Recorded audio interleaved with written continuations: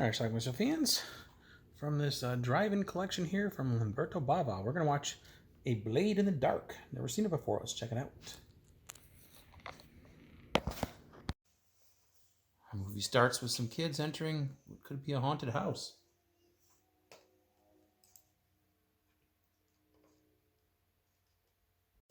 Let's see you do it. Show us that you're not some little girl. Go on down the stairs and get it.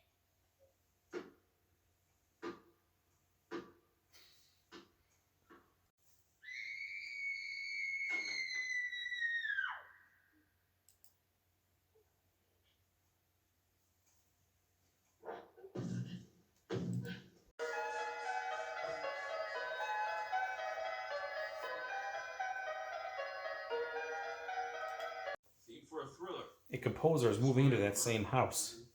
Not anything to get enthusiastic about. He's writing a score for a horror movie. Oh, I suppose I'd be better off sitting on an...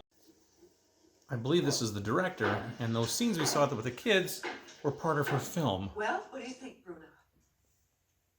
I don't know what to say, Sandra. It's the third time I looked at the sequence. He hears noises at his house, and that's a knife.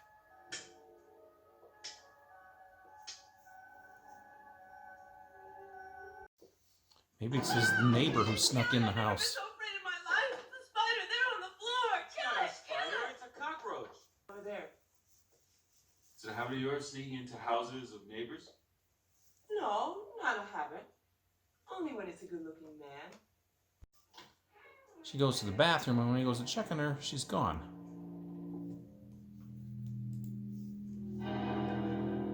But he finds her diary. I've discovered Linda's secret. And it's really terrifying.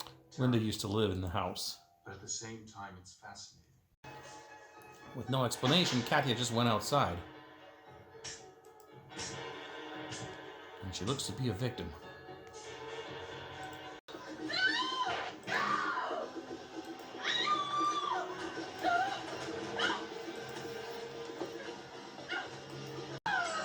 Eventually he catches up to her and stabs her through a fence, killing her.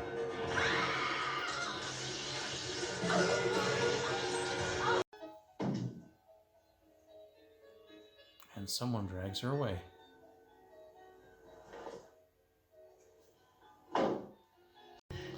Dragging her outside.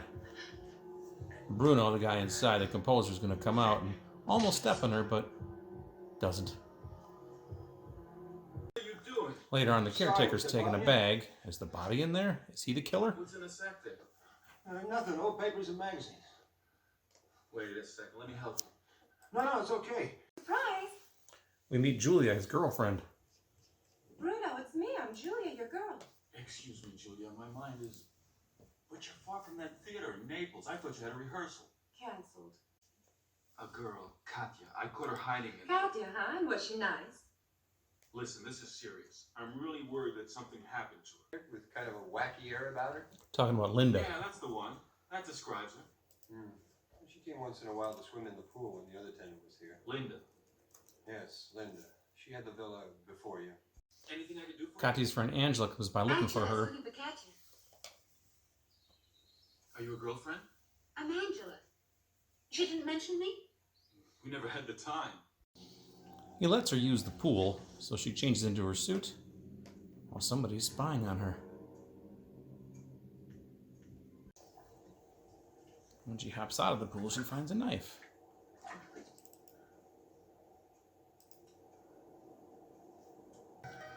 As Angela changes back into regular clothes in the bathroom, someone is stalking.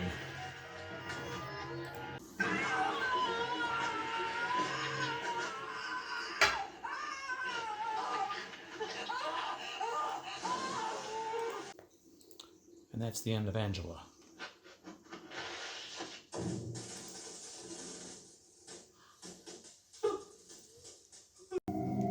Later on, Bruno finds a knife. The killer cleaned up the mess. Katya and Angela are dead and they were killed in this house. But where were they hidden, the girls' bodies?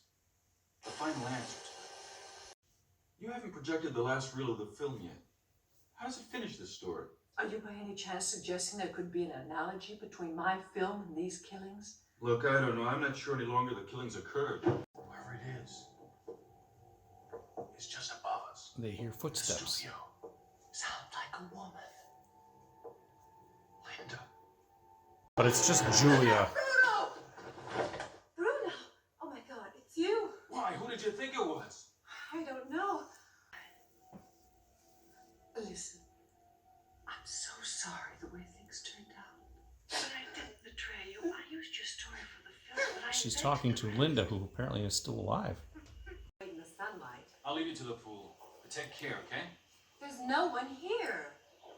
I find it difficult to figure out how we ever got started as a couple. Me too, if you want to know. Someone then breaks into the film and shreds it. Or part of it. Jesus, what a mess. Who was in here? I don't know who was in here, but I know what's going to happen when Sandra finds out. But you look at that, in friggin' pieces. Meanwhile, the caretaker's doing some work and he stumbles upon a body. Two of them in the vat, actually. The two girls who came to visit.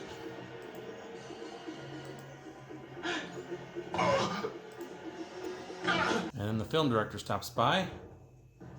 Becomes our next victim, choked by our own film. I thought of you, too.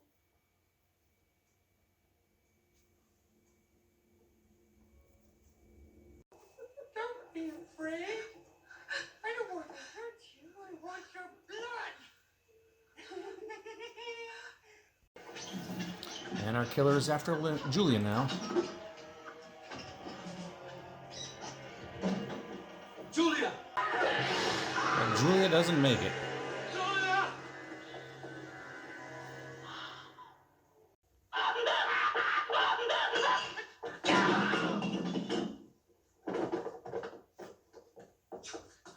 The big reveal is that the killer is Tony, the guy who showed him the house.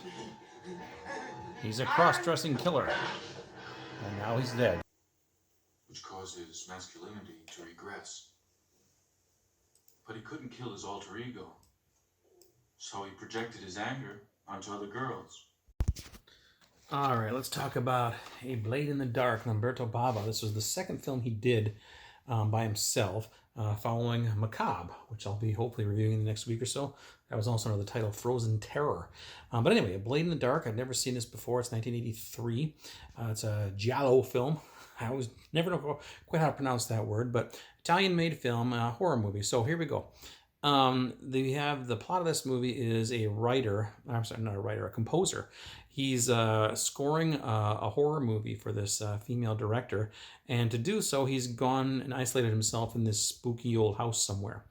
And while he's there, strange things start happening. First of all, a woman who I guess is a neighbor or something, like basically breaks into his house.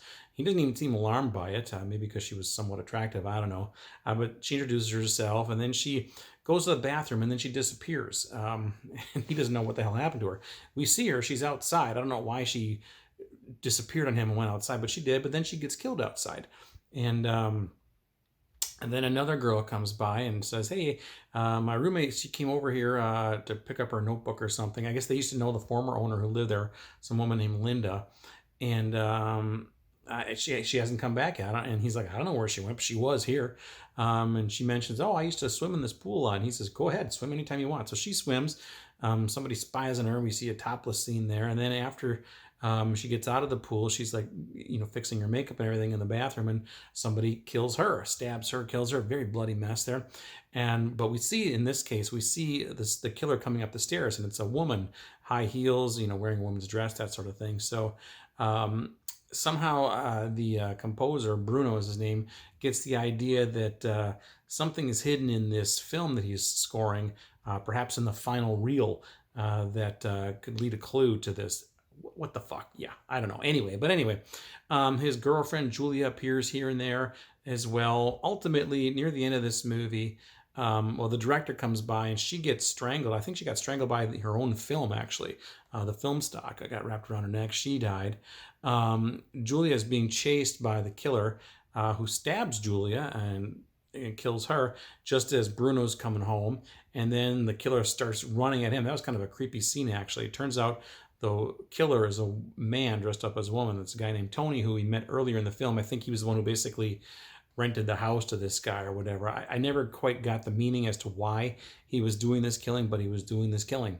And then Bruno first of all hits him with a brick and knocks him out, but then he gets back up, and then he ends up trying to stab Bruno, but Bruno turns a knife around and he ends up stabbing himself. There's some sort of weird explanation at the end as to what was going on, but it's very foggy, fuzzy. So anyway, that's how our movie ends. So anyway, we had about 4 or 5 people die in this movie. Pretty bloody, actually. Very bloody film. Apparently, this movie was supposed to be filmed as a 4-part mini-series.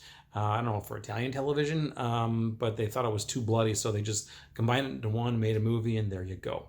Yeah, that's pretty much it. Some of the actors and actresses in this movie you might recognize from other Bava movies. Or Argento too. Who did House by the Cemetery? I can't remember. But the little blonde boy who was in House by the Cemetery is in a briefly seen in the beginning of this movie as well. And some of the actors, especially the Tony guy, was in Demons, which Bava made a few years after this one.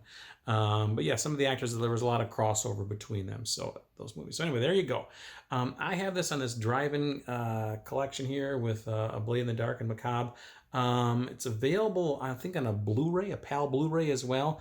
There's also various DVDs of this also available. So I'll leave a link to something down below if you're looking for it. Actually, I think there's a link I'll leave there with these 2 movies as well as the movie Shock. 3-in-1 for about $20. Can't go wrong with that one. Blue Underground put that ground. So anyway, click that link and buy this and check them out for yourself. Leave some comments. It's A Blade in the Dark. Watch it. Bye.